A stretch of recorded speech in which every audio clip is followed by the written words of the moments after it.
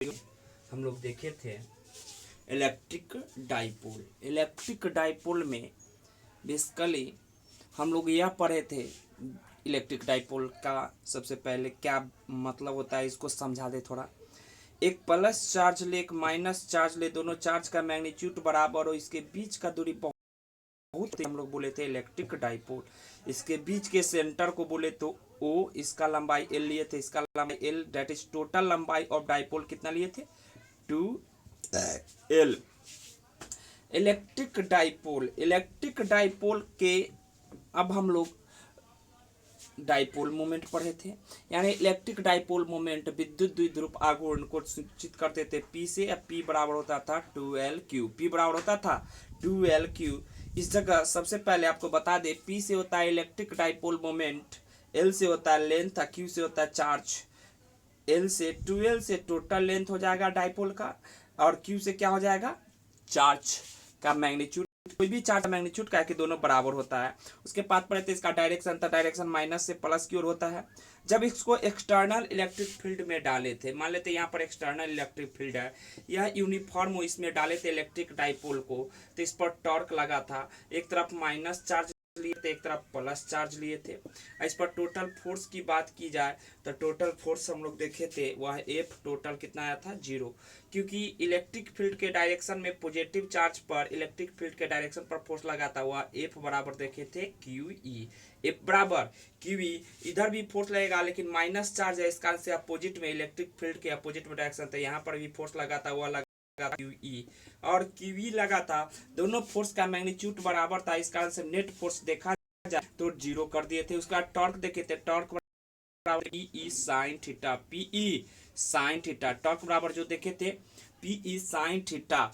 यहाँ पर टॉ से टॉर्क हो जाएगा, P से इलेक्ट्रिक डाइपोल मोमेंट विद्युत द्विध्रुव आघूर्ण हो जाएगा, E से इलेक्ट्रिक फील्ड विद्युत क्षेत्र हो जाएगा, थीटा दोनों के बीच का एंगल, यानी इलेक्ट्रिक फील्ड और इसके बीच का एंगल। मान लेते हैं यहाँ पर ये इलेक्ट्रिक फील्ड का डायरेक्शन है, यह डाइपोल का डायरेक्शन है, तो इसके बीच का एंगल थीटा लिए थे।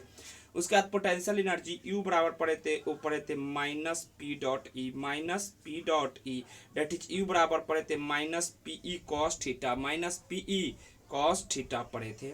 उसके बाद हम लोग पोटेंशियल एनर्जी देख लिए थे। उसके बाद अब हम लोग को देखना है इलेक्ट्रिक डाइपोल को जब एक चार्ज की तरह बिहेव किया जाए तो इलेक्ट्रिक डाइपोल में एक चार्ज नहीं होता है, 2 चार्ज होता है, डेट इज एक पॉजिटिव चार्ज, एक निगेटिव चार्ज। तब इलेक्ट्रिक डाइपोल पे मान लेते हैं यहाँ पर प्लस चार्ज है और यहाँ पर क्या है, माइनस चार्ज है, तो कोई पूछ देगा इस बिंदु पर, इस पॉइंट पर क्या इसके कारण इलेक्ट्रिक फील्ड होगा, इसके कारण क्या होगा और दोनों के कारण क्या होगा। तो हम लोग को बेसिकली यहाँ पर बताना पड़ता है कि यहाँ पर इलेक्ट्रिक फील्ड का डायरेक्शन क्या होगा, इलेक्ट्रिक पोटेंशियल V बराबर क्या होगा। जैसा कि हम लोग जानते हैं V से हम लोग डिनोट करते हैं पोटेंशियल को, दैट इज इलेक्ट्रिक पोटेंशियल, यानी विद्युत विभव को कौन चीज से डिनोट करते हैं, V से। विद्युत विभव को कौन चीज से डिनोट करते हैं, V से। कौन सा सिंबल, V से। अब मान लेते हैं यहाँ पर एक पॉइंट चार्ज Q है, यहाँ से डिस्टेंस R है, यहाँ पर कोई पूछ दिया इलेक्ट्रिक पोटेंशियल V बराबर व्हाट, तो हम लोग बता सकते हैं कि V बराबर होता है KQ/R। सिमिलरली यहाँ पर कोई E पूछता है, E से तो जानते हैं इलेक्ट्रिक फील्ड विद्युत क्षेत्र, तो E बराबर जानते हैं तो हम लोग KQ/R²। उसी प्रकार से V बराबर क्या बोल सकते हैं, V बराबर KQ/R। सर यहाँ पर एक बात और आपको बता दिया, K का वैल्यू जो होता है वो होता है 1/4πε0 लिख सकते हैं। इप्सिलॉन नॉट को कहते हैं डाइलेक्ट्रिक कांस्टेंट। इप्सिलॉन आर का एयर के लिए वैल्यू होता है 1, वैक्यूम के लिए भी 1, और पानी के लिए 80 या 81, मिक्का के लिए 6 माने थे, मेटल के लिए इन्फिनिटी माने थे। ये सब थोड़ा ध्यान रखिएगा। यहाँ पर V= या फॉर्मूला होते हैं, तो यहाँ पर डाइपोल जब होगा तो उसके कारण हम लोग को निकालना है इलेक्ट्रिक पोटेंशियल। तो वही इलेक्ट्रिक पोटेंशियल निकालने के लिए हम लोग आज चर्चा कर रहे हैं। जैसे कि अभी स्टेटमेंट दिया हुआ है, स्टेटमेंट पर चर्चा हम लोग कर लेते हैं। फाइंड एन एक्सप्रेशन, यानी व्यंजक निकाले, फॉर के मतलब के लिए, किसके लिए, तो इलेक्ट्रिक पोटेंशियल यानी विद्युत विभव के लिए, ड्यू टू किसके कारण, तो इलेक्ट्रिक डाइपोल यानी विद्युत द्विध्रुव, जैसा कि अभी बताया इलेक्ट्रिक डाइपोल के कारण क्या निकालना है, तो इलेक्ट्रिक पोटेंशियल के लिए व्यंजक निकाला एट एन एक्सटर्नल पॉइंट, यानी बाह्य बिंदु पर, यानी इलेक्ट्रिक डाइपोल के बाहर कहीं भी बिंदु हो सकता है। जैसे मान लेते हैं यहाँ पर इलेक्ट्रिक डाइपोल का एक निगेटिव चार्ज है, यहाँ पर इलेक्ट्रिक डाइपोल का एक पॉजिटिव चार्ज है। सपोज दैट यहाँ पर एक पॉइंट पी लिए, यहाँ पर हमको कोई कहता है कैलकुलेट करके बताए सर कि यहाँ पर भी बराबर वाट, तो यही हमको एक्सटर्नल पॉइंट मान लेते हैं। यहाँ पर हम लोग को पोटेंशियल निकालना है, इलेक्ट्रिक पोटेंशियल, सीधे पोटेंशियल नहीं बोल सकते हैं, इलेक्ट्रिक पोटेंशियल बोल सकते हैं। इलेक्ट्रिक पोटेंशियल के मतलब हो जाएगा विद्युत विभव। आइए इस फिगर को फिर से हम लोग रीड्रॉ करेंगे। फाइंड एन एक्सप्रेशन, व्यंजक निकाले फॉर इलेक्ट्रिक पोटेंशियल विद्युत विभव ड्यू टू, के कारण, किसके कारण, तो इलेक्ट्रिक डाइपोल विद्युत द्विध्रुव के कारण एट एन एक्सटर्नल पॉइंट, बाह्य बिंदु पर। चलिए ये तो समझ गए कि हम लोग को निकालना इलेक्ट्रिक पोटेंशियल कहाँ पर, थे एक्सटर्नल पॉइंट पर हम लोग को इलेक्ट्रिक पोटेंशियल निकालना है। तो सबसे पहले यहाँ पर हम फिगर बना ले, एक फिगर तो सीखना ही पड़ेगा, इसलिए फिगर बनाना ही पड़ेगा। फिगर बनाना पड़ेगा तो हम लोग ले लेते हैं एक माइनस चार्ज, एक ले लेते हैं प्लस चार्ज। इसके बीच की दूरी को 12 मानते थे। यहाँ पर इस को सेंटर O मान ले, O से यहाँ तक का डिस्टेंस जो है वह R मान लिया जाए। कोई डाउट? No sir.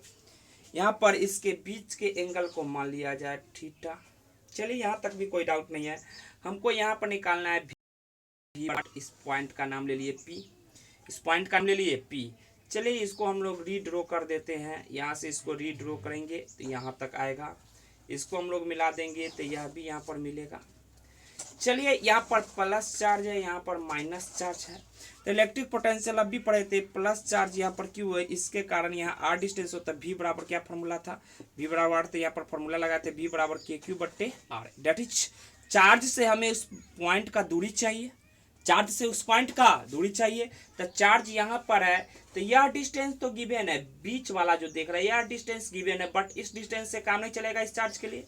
इसको हम किसी तरह से कैलकुलेट करते हैं। इस कैलकुलेट करने के लिए हमको कुछ ज्यामिति का जरूरत पड़ेगा, जो कि हम लोग लगा रहे हैं।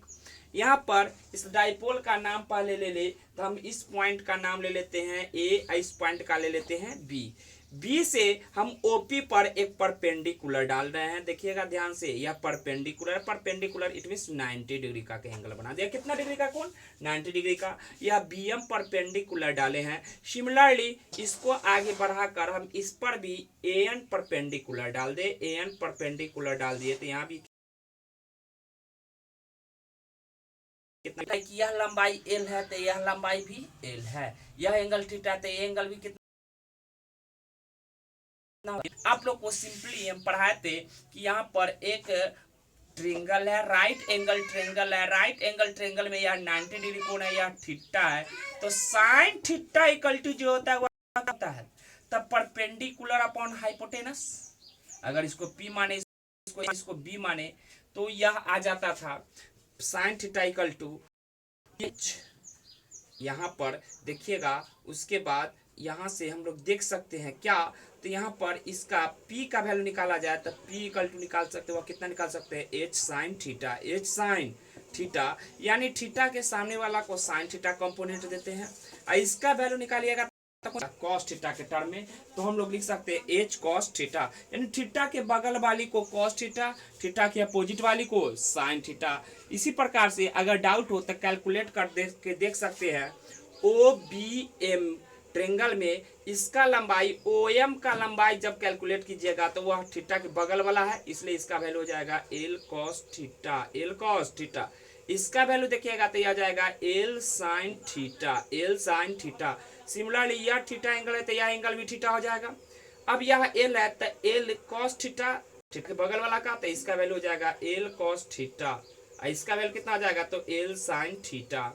चलिए हम लोग को कैलकुलेट करना है, वह कैलकुलेट करना है यहाँ पर पोटेंशियल, नेट पोटेंशियल V बराबर क्या होगा, तो पोटेंशियल दोनों के कारण जोड़ना पड़ेगा, इस के कारण माइनस चार्ज के कारण, तो हम लोग इसको लिख सकते हैं V at point P equal to V positive plus V negative. यहाँ पर V पॉजिटिव चार्ज के कारण, V पॉजिटिव चार्ज के कारण प्लस V निगेटिव चार्ज के कारण बोल सकते हैं। अब इसको कैलकुलेट करने के लिए हम लोग अभी थोड़ा देर पहले फार्मूला देखे थे कि V बराबर क्या होता है, KQ/R, KQ/R आर। तो यहाँ पर जो ही डालेंगे भी पॉजिटिव, यानी इस चार्ज के कारण वहाँ पर पोटेंशियल क्या है पॉइंट पी पर, इस चार्ज के कारण यहाँ पर पोटेंशियल क्या है वही देखना है। तो हम लोग यहाँ पर डाल सकते हैं भी बी, इसके कारण भी ए, यानी भी भी ए, या डायरेक्ट वैल्यू लिखते हैं भी बराबर के क्यू बट्टे आर। तो के क्यू बट्टे आर इस फॉर्मूला में डालेंगे तो भी के जगह पर क्या डालेंगे, तो के क्यू बट्टे आर। तो के तो कांस्टेंट है तो सबके लिए बराबर क्यू, क्यू इसका पॉजिटिव की निगेटिव तो पॉजिटिव क्यू बट्टे आर। तो आर का डिस्टेंस चार्ज से यहाँ तक का डिस्टेंस कितना है, तो सर पीबी है। कितना है सर, पीबी, यानी पीबी या बीपी बोल सकते हैं। प्लस हम लोग ले सकते हैं यहाँ पर भी नेगेटिव किसके कारण माने थे, तो इसके कारण। तो इसके कारण यहाँ पर क्या चार्ज होगा, यहाँ सॉरी इस चार्ज के कारण यहाँ पर क्या पोटेंशियल होगा से देखना है। तो हम लोग बोल सकते हैं इस फॉर्मूला फिर से डालेंगे तो के क्यू के जगह पर क्या डालेंगे माइनस क्यू बटे क्या हो जाएगा तो आर। डिस्टेंस यहाँ से यहाँ क्या है तो एपी, क्या है एपी। सर इसमें से गौर से देखिए कुछ न कुछ कॉमन ले सकते हैं हम लोग। कॉमन क्या ले सकते हैं, तो हम लोग ले सकते हैं के क्यू कॉमन ले लेंगे तब बच जाएगा कितना आउट ऑफ, देखिएगा तो के क्यू कॉमन ले लीजिएगा तब बच जाएगा कितना बीपी, 1/बीपी, बीपी प्लस माइनस जब इसमें से के क्यू कॉमन लीजिए तो -1 बचा, -1 से प्लस में गुना कर दिए तो बच जाएगा 1/AP, 1/AP। सर इस कोष्ठ को बंद कर दिए। अब आप बीपी का वैल्यू कितना होगा तो यह वैल्यू हमको निकालना पड़ेगा। तो ये रफ में हम लोग कैलकुलेट कर ले। देखिए यह एंगल 90 है, यह एंगल 90 है। इट मीन्स यह हम लोग का पर इस ट्रायंगल में काम किया जाए बीएमपी में राइट एंगल ट्रायंगल है तो हाइपोटेनस का काम है। तब बीपी स्क्वायर बराबर कर्ण का स्क्वायर बराबर लंब का स्क्वायर प्लस आधार का स्क्वायर बोल सकते हैं। इसमें कोई डाउट नहीं होना चाहिए। यद्यपि डाउट है तो हम लोग देख लेते हैं। यहाँ पर बीपी जो है वह क्या है, एक कर्ण का काम कर रहा है हाइपोटेनस का। एमबी है वह कौन सी का काम कर रहा है, परपेंडिकुलर का मान सकते हैं। इसको क्या मान सकते हैं तो बेस मान सकते हैं। तब परपेंडिकुलर बीपी स्क्वायर बराबर क्या हो जाएगा, तो हम लोग बोल सकते हैं MP square plus MB square. चलिए वैल्यू डाल देते हैं। बीपी स्क्वायर बराबर एमपी का वैल्यू, तो सर ओएम का ओपी का वैल्यू टोटल जो है वह कितना है तो आर है। ओएम का वैल्यू क्या है एल कॉस थीटा।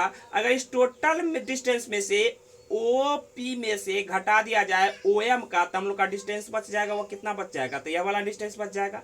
तो ओएम घटाएंगे इसका मतलब R minus L cos theta घटा दे तो हम लोग नेट वैल्यू जो आ गया वह किसका आ गया एमपी का वैल्यू आ गया। इसका स्क्वायर है तो स्क्वायर प्लस एमबी का स्क्वायर। एमबी स्क्वायर करने का मतलब यहाँ पर देख सकते हैं एमबी का वैल्यू कितना है तो एल साइन थीटा। तो एल साइन थीटा का होल स्क्वायर करेंगे। जो भी स्क्वायर करेंगे तो बीपी स्क्वायर बराबर क्या हो जाएगा R minus L cos theta, R minus L cos theta. यह क्या हो जाएगा plus L square sine square theta. आपको जो बता दे कि एल का वैल्यू बहुत छोटा है कि बहुत बड़ा है तो sir since L is a very small then R और एल का स्क्वायर करेंगे तो एल स्क्वायर और छोटा हो जाएगा। क्या कि छोटा वैल्यू का स्क्वायर कीजिएगा ना तो हम लोग को छोटा चीज का जैसे 0.5 का स्क्वायर कीजिएगा तो 0.25 आ जाएगा। तो उससे छोटा आ गया, पहले 50.5 था अब 0.25 है तो और छोटा हो गया। उसका स्क्वायर करेंगे तो और छोटा हो जाएगा। इट मीन्स छोटा हो जाएगा। अब अगर साइन थीटा से गुना किया जाए तो L square sine theta square से गुना तो और छोटा हो जाएगा। इट मीन्स आर के तुलना में इसका वैल्यू बहुत छोटा है, इसलिए इसको निगलेक्ट कर सकते हैं।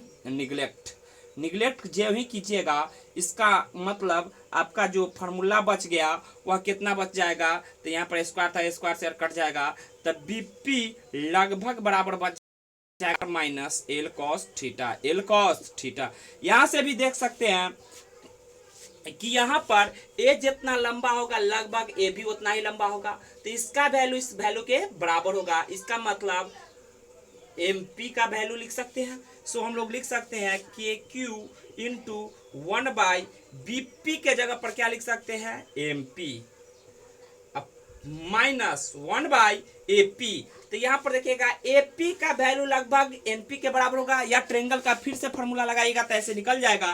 तो हम लोग बोल सकते हैं AN, कितना बोल सकते हैं, सॉरी PN बोल सकते हैं, NP बोल सकते हैं, NP। अब चलिए, अब इसका वैल्यू हम लोग डाल दें तो क्या बोल सकते हैं, KQ। MP का वैल्यू किसके बराबर होगा, MP का वैल्यू जो होगा, रुक जाइए, थोड़ा रुक जाइए, BP स्क्वायर का वैल्यू MP के बराबर हो गया, क्या कि इसके बराबर हुआ, और MP का वैल्यू यही ना लिख सकते हैं, क्या कि टोटल वैल्यू यहां से यहां क्या है R में से यह वैल्यू घटा देंगे तो यह वैल्यू हो जाएगा। सो हम लोग लिख सकते थे L cos थीटा घटा के R में से, यानी 1/MP का वैल्यू कितना डाल दे, तो टोटल यहां से यहां R में से यह घटा देंगे, it means R minus L cos theta -1/NP का वैल्यू क्या हो जाएगा, तो यहां से यहां टोटल वैल्यू जो है वह है R, टोटल वैल्यू कितना है R, यह जोड़ देंगे तो यहां से यहां टोटल वैल्यू हो जाएगा, तो R अब प्लस यह डिस्टेंस, यानी 1/R plus L cos theta. Question बंद कर लेते हैं, आगे कैलकुलेट करते हैं।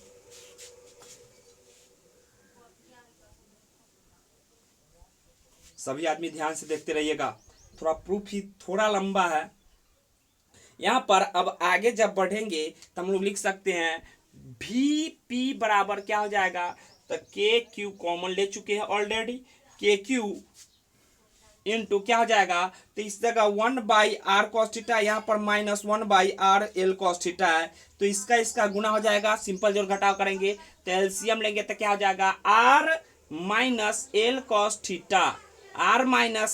Theta into R plus L cos theta. Simply देखिए ना, यहां पर देखने से पता चल रहा है, यहां पर इसका एलसीएम लेंगे तो ऐसे हो जाएगा। अब इसका वैल्यू डालेंगे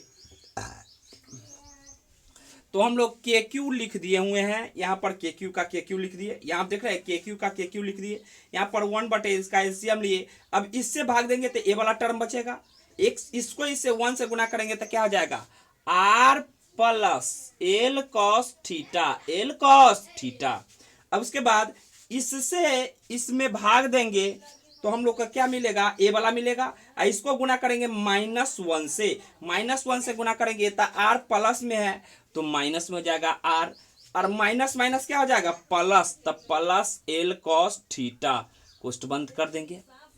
अब R से R कैंसिल हो जाएगा, क्या कि एक निगेटिव टर्म है एक पॉजिटिव टर्म है, इट मीन्स क्या बचेगा, तो KQ इनटू क्या बचेगा, तो एक L cos theta 2L cos थीटा अपॉन, यहां पर देखिएगा A minus B into A plus B के फॉर्म में है, A minus B into A plus B के फॉर्म में, जो कि आप लोग बहुत दिन पहले से जानते हैं। इस फॉर्मूला के जो ही सेट कीजिएगा तो क्या हो जाएगा, R square minus L square cos square theta. चलिए अगला स्टेप में हम लोग लिख सकते हैं KQ 2LQ into cos theta upon R square minus L square cos square theta. यहां से देख सकते हैं यह टर्म बहुत छोटा है, जैसा कि हम लोग देख रहे थे, since L is a very small R, so L square is a और वेरी स्मॉल टू R हो जाएगा, कॉस स्क्वायर थीटा से गुना करेंगे तो और छोटा हो जाएगा, इट मीन्स हम इसको निगलेक्ट कर सकते हैं, निगलेक्टेड, यानी इसको हम लोग हटा दे, निगलेक्ट कर दे तो निगलेक्ट कर देते, इस टर्म को हम लोग लिख देंगे निगलेक्टेड, निगलेक्टेड यानी इसको उपेक्षा कर देते हैं, यानी छोड़ देते हैं। और 12Q के जगह पर क्या लिख सकते हैं, पीछे पढ़े हुए थे, याद होगा तो बोलिए, के, और 12 के जगह पर हम लोग P लिख सकते हैं इंटू कॉस थीटा। अब बट इस टर्म को लिखते हैं R स्क्वायर। अब कहिएगा सर P क्या है, तो वेयर कहने का मतलब जहां, वेयर कहने का मतलब जहां, P किसके बदले के, 12Q के, सो कहते क्या है, तो इलेक्ट्रिक डाइपोल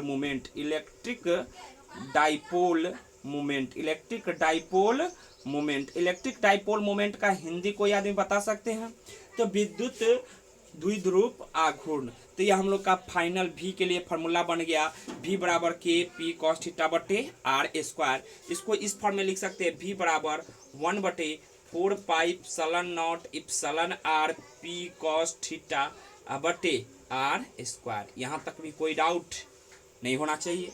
यहाँ पर एक नोट करने वाला बात है, पॉइंट चार्ज के कारण जो V बराबर होता था वह के क्यू बटे आर होता था। डेट इज पॉइंट चार्ज के कारण जो V होता था 1/r होता था।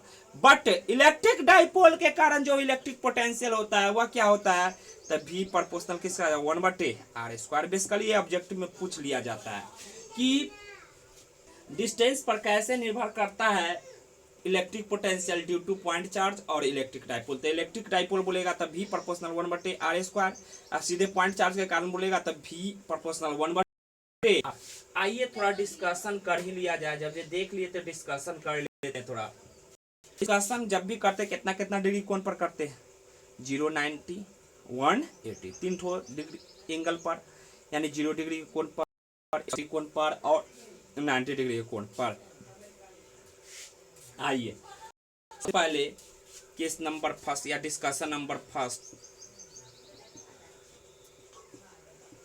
फर्स्ट में इफ थीटा बराबर 0 डिग्री व 180 डिग्री या 180 डिग्री, 0 डिग्री लेंगे तो क्या होगा, यह डाइपोल था, डाइपोल का यह पॉइंट खिसक कर नीचे आ जाएगा।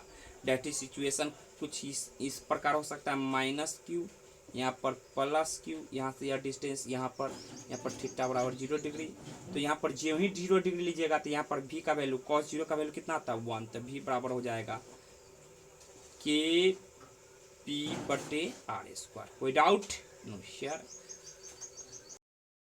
जब 180 डिग्री लेंगे तब फिगर कैसा बनेगा, तो सर यह डाइपोल था, ऐसे एंगल बढ़ रहा था, धीरे धीरे ऐसे ले जाएंगे, ऐसे पहुंचा देंगे तो 180 डिग्री यहाँ तक ले आएंगे, तो उसका फिगर माइनस चार्ज और यहाँ पर प्लस चार्ज, यहाँ पर सेंटर हुआ है, यहाँ से यहाँ पॉइंट ले ले तो यहाँ पर यह एंगल कितना हो जाएगा, थीटा बराबर 180 डिग्री, 180 डिग्री। सर यहाँ पर जब भी विकल्प निकालेगा तो cos 180 -1, cos 180 -1 होता है, cos 180 कितना होता है -1, जो लीजिएगा तो cos 180 -1 हो जाएगा, -1 से गुणा कीजिएगा, इसमें इस फॉर्मूला में डालिएगा cos 180 डिग्री तो cos 180 -1 हो जाएगा, यहाँ पर रखिएगा तो कितना आ जाएगा -kp बटे आर स्क्वायर। ऐसे भी सोच सकते हैं, इस साइड जब चार्ज है तो यहाँ पर प्लस चार्ज है तो इधर करीब प्लस चार्ज का ज़्यादा मैग्नीट्यूड होगा, इधर कम होगा। इसी प्रकार से यहाँ पर माइनस चार्ज का इधर वर्चस्व होगा कि प्लस चार्ज का, तो प्लस चार्ज का, इसलिए यहाँ पर पोटेंशियल पॉजिटिव आया। इस फिगर में देखिए इधर माइनस चार्ज इधर प्लस, तो इस पॉइंट पर जब देखेंगे तब माइनस चार्ज का ज़्यादा वैल्यू होगा और प्लस चार्ज के कारण इलेक्ट्रिक पोटेंशियल कम होगा, इसलिए ऐसा आता है, नेगेटिव आता है। अब लेते हैं थीटा इक्वल टू कितना आता है सर 90 डिग्री ले लीजिए, तो थीटा इक्वल टू 90 डिग्री पर हम लोग काम करेंगे। तो थीटा जो ही 90 लीजिएगा तो हम लोग को मिल सकता है कैसा, तो किस सेकेंड में थीटा इक्वल टू 90 डिग्री लेते हैं तो उसका डाइपोल का फिगर बनेगा, तो माइनस चार्ज यहाँ पर प्लस चार्ज, यह डाइपोल है। 90 डिग्री लेने का मतलब ऊपर यह एंगल कितना डिग्री 90, यहाँ पर 90 डिग्री जो ही लीजिएगा थीटा का वैल्यू 90, थीटा इक्वल टू 90 लीजिएगा तो यहाँ पर जितना प्लस से कारण चार्ज होगा, प्लस चार्ज के कारण पोटेंशियल होगा, उतना ही माइनस होगा, तो यहाँ पर V बराबर 0 हो जाएगा।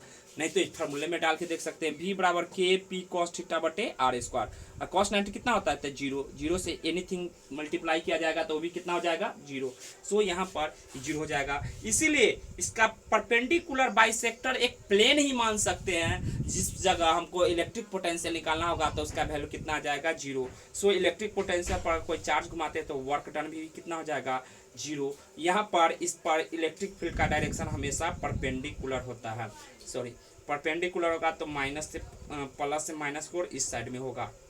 अब अगले वीडियो में हम लोग चर्चा करेंगे इलेक्ट्रिक डाइपोल के कारण इलेक्ट्रिक फील्ड का, इलेक्ट्रिक डाइपोल के कारण कुछ चीज का चर्चा करेंगे, तो इलेक्ट्रिक फील्ड का। आज की इस वीडियो में इतना ही तक रहने देते हम लोग।